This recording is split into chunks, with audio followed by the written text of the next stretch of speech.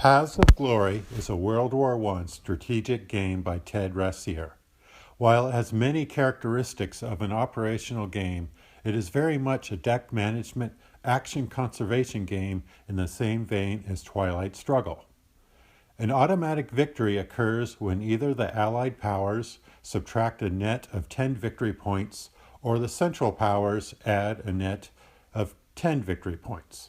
If an automatic victory is not obtained, the game ends at turn 20 or when the combined war status reaches 40. In this introductory video, I will discuss 5 keys that a player will need to consider to be successful at this game. They are: 1. Maintenance of supply lines. 2. Timely play of replacement actions. 3. Deck management. 4. War status. 5. Operations. Specifically, efficient use of operations points as attacks to inhibit your opponent's ability to manage the previous 4 keys. Maintenance of supply lines. The consequences of being out of supply are simple, if not downright draconian. At the attrition phase after the 6 action rounds, any units out of supply are permanently eliminated. Of course, no commander would expose their armies to being easily cut off, at least in World War I. Even so, Paths of Glory's map board is not the typical hexagonal board that is prevalent in most war games. Instead, the map board recreates the paradox of World War I. The multi-trillion-dollar investment in fossil fuel extraction, processing, and consumption was in its infancy. Consequently, the transportation infrastructure of early 20th century Europe was not sufficiently developed to move heavy war equipment and its accompanying consumables, especially on the Eastern Front. 2 items to consider. Pay close attention to the map board and the location of one's units with respect to your opponent's units. 2.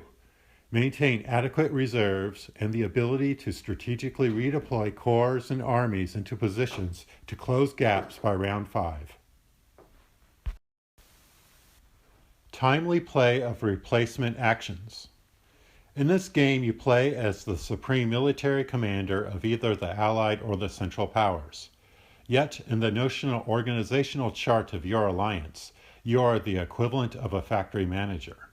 Your customers, the collection of executive and legislative bodies that ordered you to send your armies into battle, not only have unrealistic expectations of a quick victory, but also insist on conducting strategically questionable offensives. To reflect this ongoing education of the civilian leadership and to maintain the strength of your armies, play a card for replacements each turn. In addition, by playing a card in one of the first few action rounds, you gain the initiative by banking the ability to replenish losses at the end of the turn with no subsequent actions. Don't waste actions. Play at least a 3 ops value card for replacements. Playing a 2 ops card is akin to sending a non-flag officer to petition for more troops. The civilians will not be impressed unless you send someone that has at least 4 to 5 rows of medals and ribbons earned from dispatching tribal armies. Notice that the replacement value is different for each nation-state in a given alliance. Later videos will detail how to exploit this differential. Deck management. You'll most likely avoid giving your opponent an automatic victory simply by maintaining your supply lines and keeping your armies at full strength. But superior deck management is required for the win. The average card value for both alliances is just under 3 for the mobilization cards and increases with the addition of the limited war and total war cards.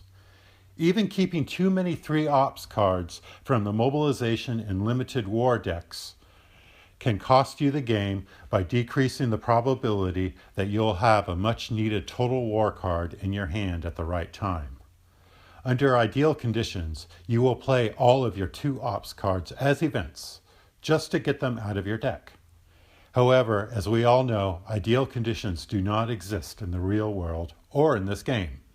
The key here is to prioritize play of the low-value cards, the 2s and 3s, as events, so that your average hand value increases even as you play 4 and 5 ops cards as events and war status increases.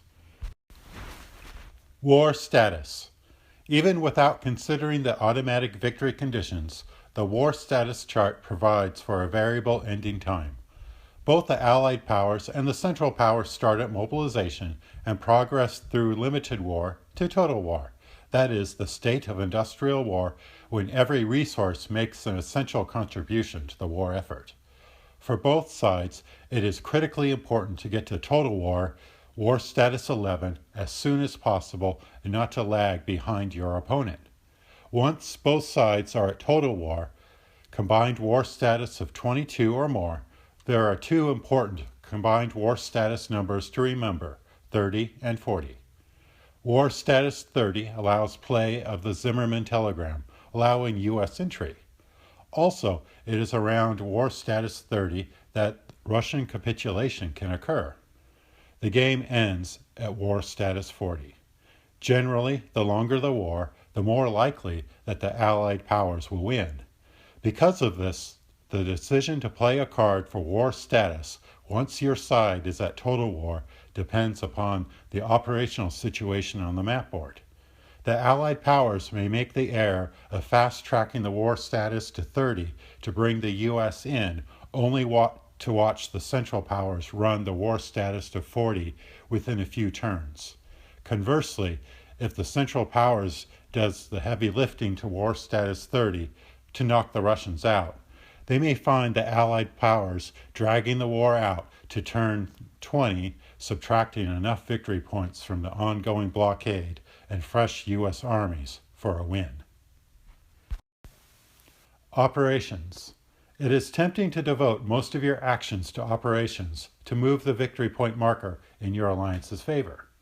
World War I was a war of brutal attrition, and this game accurately reflects this fact in its mechanics. To win, you must patiently force your opponent to bleed more than you, and it is all too easy to get drawn into playing a series of operations actions in which you end up being bled white faster than your opponent. Operations should be conducted to force your opponent to divert resources away from his primary objectives. Because these shift as the game progresses, subsequent videos will outline general operational goals for each alliance during each war phase. Many of the military leaders of World War I were relieved of duty. With this glimpse, can you turn and face the strain?